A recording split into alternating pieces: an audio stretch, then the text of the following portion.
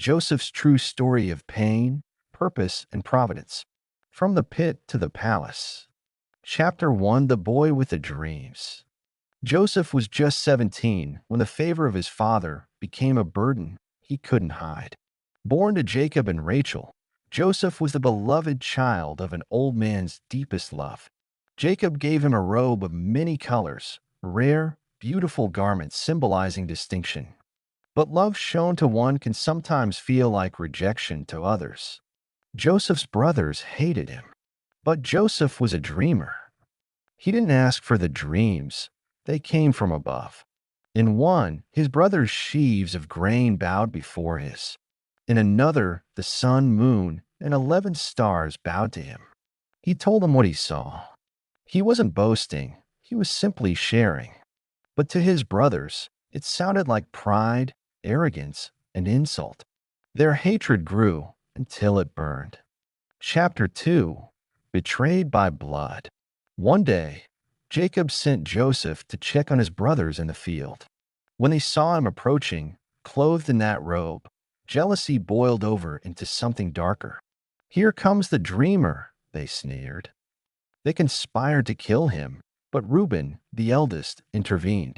"Don't shed blood. Throw him into this pit instead." So they did. Then, seeing a caravan of Ishmaelite traders, Judah had another idea. "Let's sell him. After all, he is our brother." And so they sold Joseph for 20 pieces of silver. They dipped his robe in goat's blood and brought it back to Jacob. "Is this your son's robe?" Jacob tore his clothes and wept. Surely a wild beast has devoured him. And Joseph was gone. Chapter 3: From Slave to Steward. Taken to Egypt, Joseph was sold again, this time to Potiphar, captain of Pharaoh's guard. But even as a slave, the Lord was with Joseph. Whatever he touched prospered. Potiphar noticed. He made Joseph steward over his house, trusting him with everything. But Joseph's success attracted more than just favor. Potiphar's wife watched him with lustful eyes. Day after day, she tempted him. "Come lie with me." Joseph refused. "How could I do such a wicked thing and sin against God?" One day, she grabbed his robe. "Herein." But she screamed, twisted the truth, and Joseph was imprisoned again, stripped of his robe and his freedom. Chapter 4: Dreams in the Darkness. Even in prison, God's favor followed Joseph. The warden saw his wisdom and made him overseer of the inmates. One day, 2 prisoners arrived, Pharaoh's cupbearer and baker. They both had dreams they couldn't understand. Joseph listened. Interpretations belong to God. "Tell me your dreams." The cupbearer dreamed of a vine with 3 branches that budded, blossomed, and bore grapes. Joseph said, "In 3 days you will be restored to your position." The baker dreamed of baskets of bread on his head, with birds eating from them. Joseph said sadly, "In 3 days Pharaoh will hang you." Both interpretations came true. Joseph asked the cupbearer, "Remember me when you are restored." But the cupbearer forgot. For 2 long years. Chapter 5: The Call to the Throne. Then Pharaoh dreamed. 7 fat cows came out of the Nile, followed by 7 gaunt cows that devoured them. Then 7 plump ears of grain were swallowed by 7 thin, scorched ears. No one could interpret the dreams until the cupbearer remembered Joseph. They brought him from the dungeon. Joseph stood before Pharaoh and said, "It is not in me." But God will give Pharaoh the answer. Joseph explained, "The 7 good cows and ears are 7 years of plenty. The 7 thin ones are 7 years of famine." God has revealed what he is about to do. Pharaoh believed. He turned to his court and asked, "Can we find anyone like this man in whom is the Spirit of God?" And just like that, Joseph went from prisoner to prince, ruler over Egypt, second only to Pharaoh. Chapter 6: The Famine and the Family. The 7 years of plenty came. Joseph stored grain in vast storehouses. Then famine struck, not just Egypt, but all lands. Back in Canaan, Jacob heard there was grain in Egypt. He sent his sons, except Benjamin, the youngest.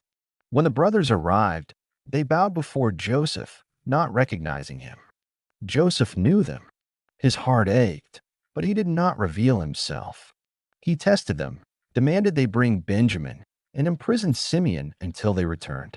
When they did come back, with Benjamin trembling by their side, Joseph could take no more. He sent the servants away. Then he wept. "I am Joseph.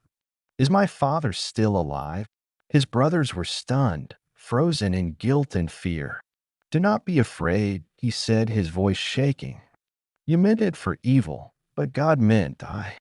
Chapter 6. The Famine and the Family. The 7 years of plenty came. Joseph stored grain in vast storehouses. Then famine struck, not just Egypt, but all lands.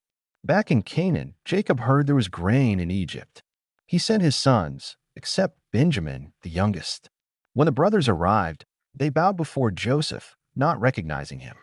Joseph knew them. His heart ached, but he did not reveal himself. He tested them, demanded they bring Benjamin, and imprisoned Simeon until they returned.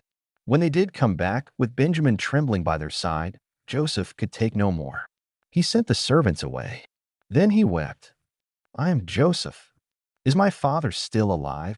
His brothers were stunned, frozen in guilt and fear. "Do not be afraid," he said, his voice shaking. "You meant it for evil, but God meant it for good, to save many lives." Chapter 7. The Final Blessing.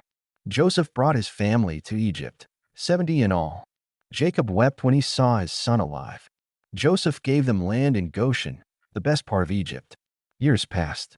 Jacob died, and the brothers feared Joseph might now take revenge. But Joseph wept and said, "Am I in the place of God?